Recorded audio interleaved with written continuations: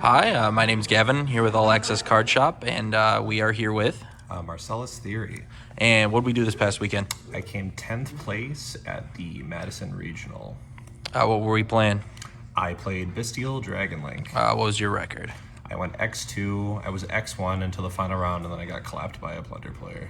It happens to the best of us. He was crazy. All right, let's get into this main deck here. All right, so starting off with the Bystials, I played 2 Lubellion. Some people play 3. I preferred it at 2 personally. The reason why is because in tandem with this, I also played 2 Saronir. So initially I was only playing 6 Bystials, then I upped it up to 7 Bystials, not including the Lubellion, of course. And the reason why is because when I ran the math on it with the rest of my hand traps in my main deck, if I played 7, going second, I had a 53% chance of drawing at least 2. If I only played 6, it was 47. I thought 6% was a big enough difference in order to play the second Saronir because initially this was on the side. What I ended up doing is I ended up cutting the third Lubellion for the second Saronir because if you really think about it, this card is also this card because this card can just dump this card. Then I played 2 more of the second best one, which is Drew Swarm. I know some people play 3. I didn't like 3. I wanted a variety of Bystials so I could activate as many as possible on my opponent's turn. If I played 3, I had a greater likelihood of drawing another one of the same name. But I had to play 3 of this guy. 3. Oh, this guy's broken. 3 Magnamut. He's crazy. Just huge synergy with the rest of the deck. Huge synergy with Hieratic Seal. Too good not to play 3.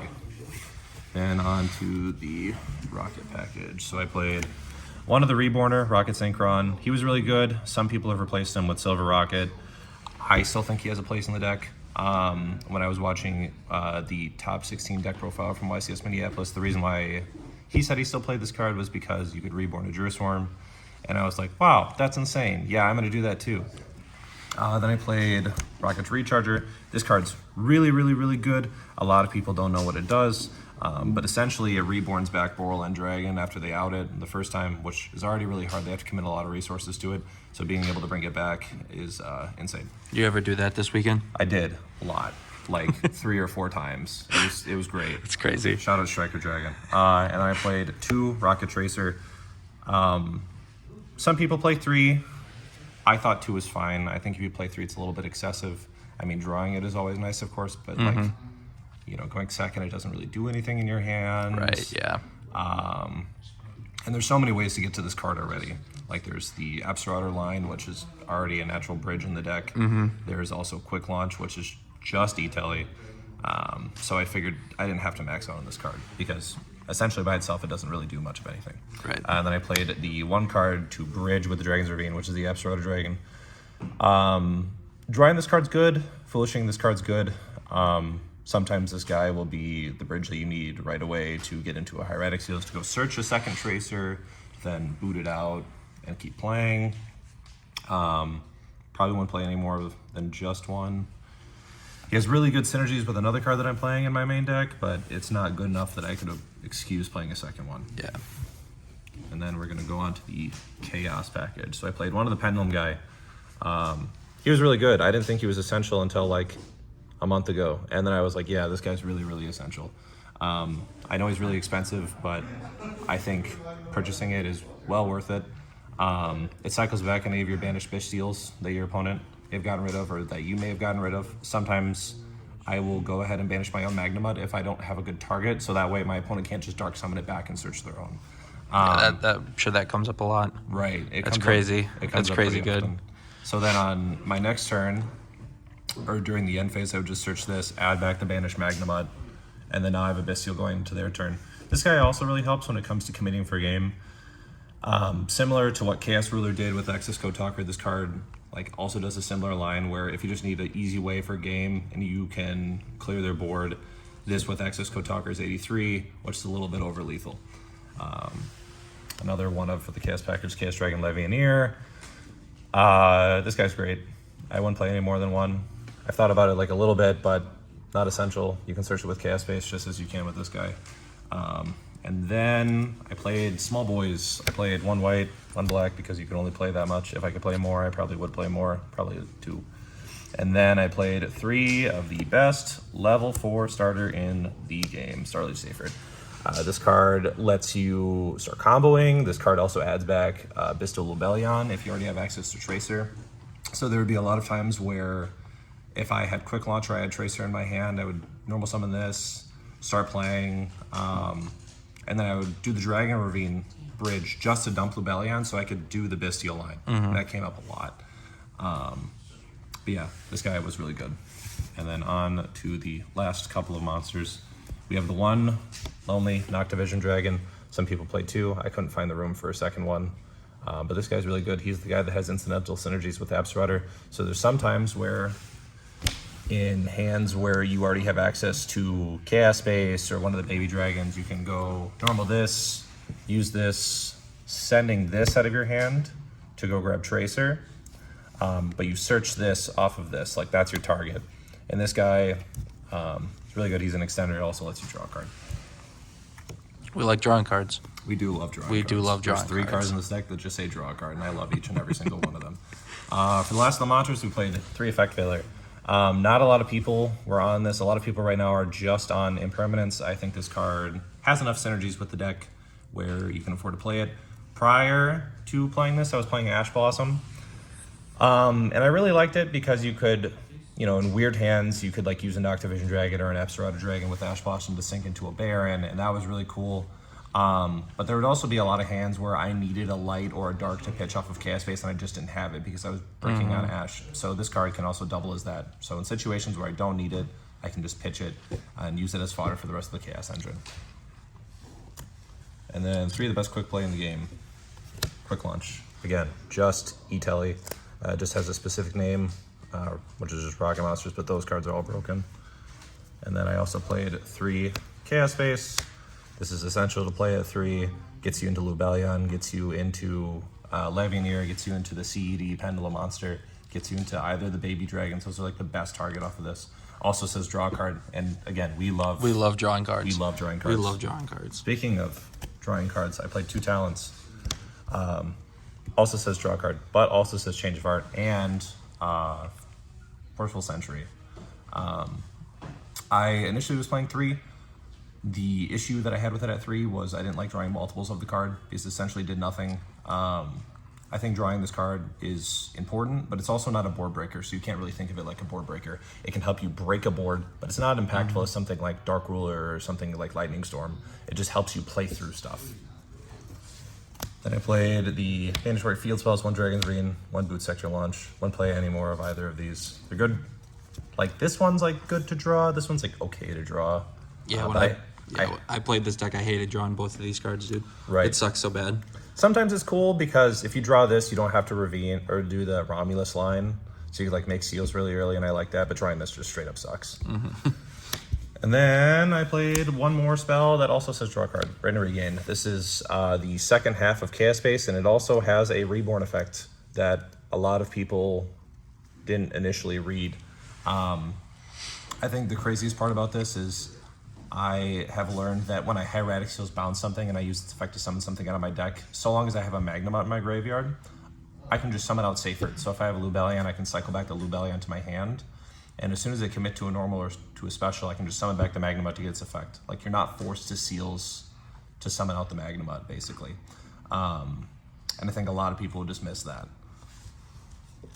That is the last of the spells. And then finally for the traps, played 3 Imperm to pair with the Effect Failures. It was really good.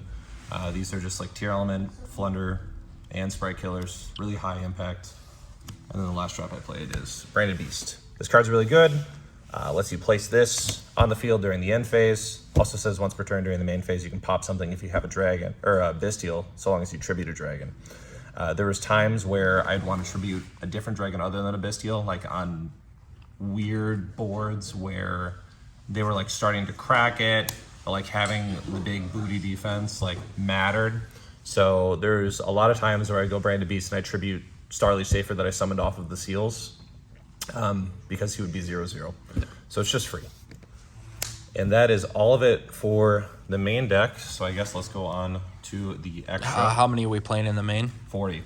Love this. You gotta love to see it. You love to see it. Chris 40. Shout out DB Grinder. We have 1 Guard Dragon Pissy. I really, really want LP back, but I know he's never coming. So this is This is what Pour we one got. out for the homie. Pour one out for him. And then we have one Striker Dragon. Those are the only 2 Link ones that we play. If we had more Striker Dragon, obviously we'd play more, but this card's insane. Again, this with Recharger lets you get Borderland Dragon on a follow-up. And I know there's a lot of people that are asking, like, oh, how are you summoning this guy on your second turn or on turn 3? And what's really nice with Branded Regained or with Chaos Space, specifically with Branded Regained more often, is, again, on turns where there are no good targets for your opponent, but you have a spare Bystial, you can Bystial target your own Striker Dragon, banish it to summon, and then regain, put the Striker Dragon back, and that's how you cycle through it again. Yep. So that's it for the Link 1s. For Link 2s, I played 1 Seals. He's really, really good. Found out just this weekend that his second effective summon is mandatory. Don't forget that. Has to be Chain Link 1 always. Literally didn't find that out until I was at table 6 and a judge said it. And he was like, I don't think it matters, but just for future reference, I was like, oh. You didn't feel like playing in 2 any more than 1 on here? No, I didn't think it was essential. Just like I was just talking about with Striker Dragon, like if you really want to go into it again, you can just banish it, regained, bring it back, you know. Like this and regained and Chaos Space are really crazy because like they allow you to play additional copies of cards without actually playing them, so you can free up space. And then I played the mandatory Dragoon Knight Romulus. This card was really good all day. Never used his second effect to summon out of hand. I don't think anybody does, but Searching Dragons Ravine is always really nice. For the other Link 2s, I played 1 Quad Burl, 1 Delindrus. These cards are supposed to pair well with each other. I personally think the line is really greedy. The whole idea is if you have, I believe it's 4 monsters, you can end on Borland and Borload Savage. But there was just never a time where I wanted to go through this. This loses to a singular Imperm or a singular Veiler. Also loses to Nibiru if your opponent ends up playing it, which in the final round I found out that somebody was at that tournament. It's not really popular right now, but I think it's going to start picking up in popularity as soon as people start figuring out that that card's actually good this format. Yeah, no one respects it right now, so No, you got to pull it out, man. Absolutely not. I played 1 IP Masquerada. I never summoned this all weekend, but the reason why you play this is because in like awkward situations where they nib you, so long as you have a Hieratic Seals, which you should be prioritizing, you'll have a token, and then whatever monster you summon out of the deck, more often than not, it's probably going to be a Magnamut if you haven't already done it. And then you link into IP with the token, and then the target that you summoned off of Seals, and you make this. And then whatever you search off the Magnamut during the end phase, you can use this, or you can use it as the fodder to go into the Nightmare Unicorn line. Yep. And then the last Link to it I played was Dark. This card's broken. If you play against a Shizu tier and they end up milling their deck, which they always will, and they have a Magnamut in there, you can just like bait a shuffle back or just straight up take the Magnamut, and that's huge. There was one game where I didn't find this card extremely impactful, and that was against a Dinosaur player in round 7. But it helped me make Borland still.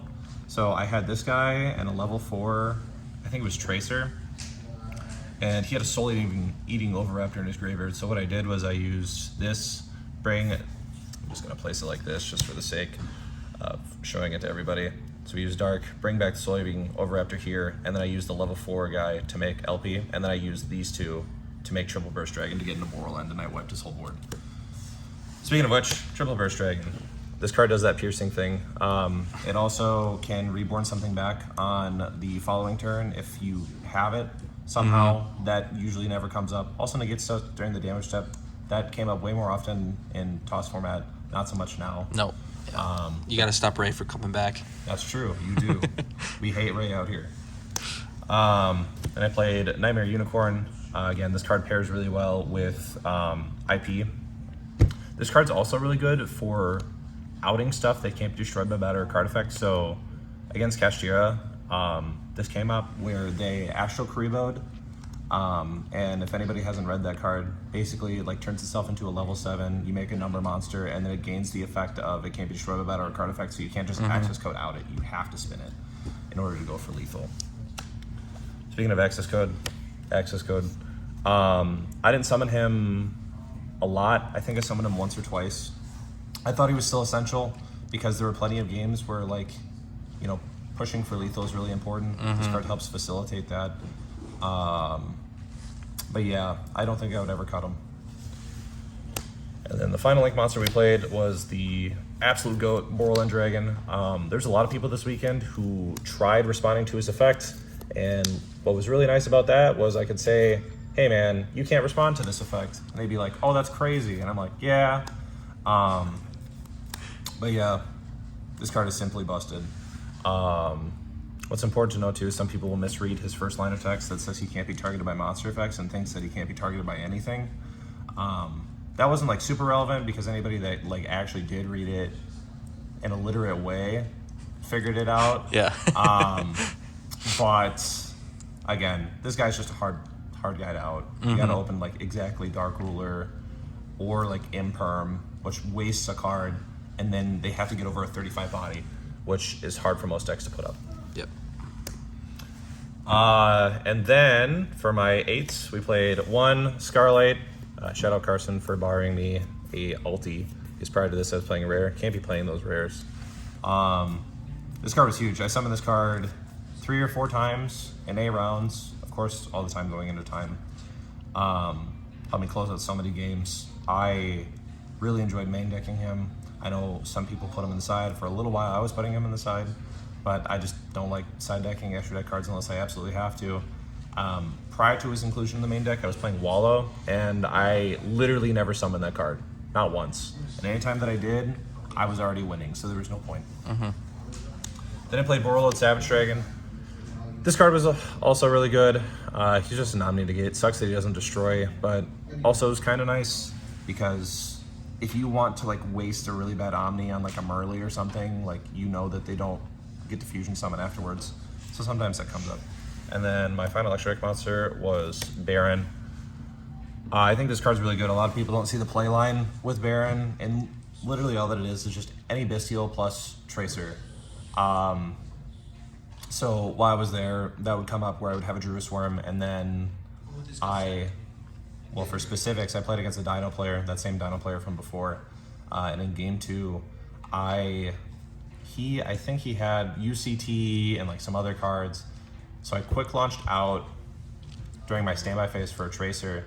And for those of you that don't know, UCT can only use its Book of Moon effect or Book of Eclipse effect during the main phase, which means because I'm the turn player and I have priority to make the first action, what I did was I sunk my Druid Swarm and my Tracer into this guy, and I was able to send to the UCT and not get impacted by it, basically. And that was really, really huge. That was really, really huge. On to the side deck. First things first, we're going to show off a card that I no longer play, which was 3 Rivalry. I didn't side this in a lot. I thought I wanted a card for going first. I ended up finding out that I didn't really want this card, but I thought it was good. In theory, if you're playing against Thiry and they go normal summon Rhino Heart, you can stop them right there because they can't really out their own Rhino Heart. Or alternatively, if they use one of the Ishizu cards to go search like Keldo or Medora, that forces them to summon it to the board. You can chain it there, but like that's also really bad because then they can just chain the on-field or in graveyard effect to shuffle back 3 things. So be mindful if you're using this card. Obviously, don't just chain it to one of the Ishizu cards unless you feel like you can for whatever reason. More often than not, you should be chaining this to the target that they dump off of Rhino Heart, so that way they can't fusion summon. I also played 3 Lightning Storm. On the Thursday prior to this event, this was Twin Twisters. The whole idea was that this slot was meant entirely for Flunder, which more or less it was, but it also helped like when I was playing against Sprite, like I could just board the card in comfortably. And I thought like the fact that I could side it in against both matchups and not exclusively just one let me play this card. The reason why I was playing Twin Twisters though was because, again, against Flunder, the worst board that they can end on is usually Trap plus Map plus Barrier Statue plus M-Pen. So if you Twin Twisters them in the standby or the main phase, you can pop both their cards, and that ensures that even if they're playing the second Barrier Statue in the main or in the side, they can't summon it. So long as you can out the first one, you can start playing. But yeah, I sided this in a bunch against Flunder, and it fulfilled that same role. Then I played 3 of the best going second hand trap in the game, which is Gamma and the 1 target for a driver. This card was really cool. There was one time during that whole day where I was able to take advantage of the fact that this is a tuner, and I made a board load Savage Dragon with these two guys before committing to a bunch of other plays. I did have a Link Monster in the graveyard. I just needed it for an Omni going second, and that was really sick. And then for some other hand traps, I played the third Drew Swarm and the third Saronir in the side. Every single time I played against Tier, I sided these in. The reason why I sided these cards and I didn't main them was because I knew at this regional I wasn't going to be seeing a bunch of Tier. I only ended up playing 4 rounds of Tier out of 8 rounds, which of course, being half, that is huge comparatively, but I could only imagine how I would have done in the other 4 of my games if I would have left these cards in the main, because against like Sprite and against Flu, they're just bad. They're really not that good. And then the final card, which I think is mandatory for this format, because, and I'm not like worried about how I play or how fast I play, but I'm more worried about how fast my opponent plays. 3 Ghost Sister and Spooky Dogwood. I didn't get to activate this card once. Had I drawn it, of course I would have activated it. There was only one instance the whole day where I lost in time, and that was in round 3 where somebody gammaed my Striker Dragon, so I couldn't make Scarlet going first, and then they Havenous and they milled Scattershot. I know a lot of people will think like, oh, you can only side this card in going second, but I would side this card in going first because I'm fearful of Gamma. So if they Gamma me, I can just chain this, gain a bunch of life points, assuming time is called, and then go to the end of my main phase and win the game from there. But yeah, that's the list. The only change that I would have made again is this card. And since that event I'm now playing 3 Nibiru. I'd really recommend looking into it. So if you draw Nibiru with any other of the Bystials, you go crazy. Against specifically Tier. If you play against Sprite, it's got to be like Effect Failure or Imperm. But yeah, that's it. All right. You have any shout outs before we wrap this thing up? Sure. Shout out All Access Card Shop. They are the GOATs in Green Bay. Shout out the rest of the locals too. I love them all. Obviously, I can't play at All Access Card Shop that often because I'm the TO there. Come see me. Friday night local, 6:30. Shout out Borderland Dragon, best Link 5 in the game. Yep. Shout out Gavin, Zach, and Blake for being the people that I drove with. Shout out Carson for borrowing me those hot cards. Shout out Michael for bringing me the Baron the day of, because I lent it to him and he forgot to give it back to me. So I really needed it. And finally, shout out Alta Yugi. Shout out Alta Yugi, man. He's kind of crazy. He's just a bootleg card, but I think he's hilarious. The field becomes round. The battlefield becomes round, so if you nib somebody, you can just give it to them, and you're like, I got a round board now. All right. Well, thank you, Marcellus. You see you at Nats with the top 10 there? See you at Nats. All right, buddy. Peace. Peace.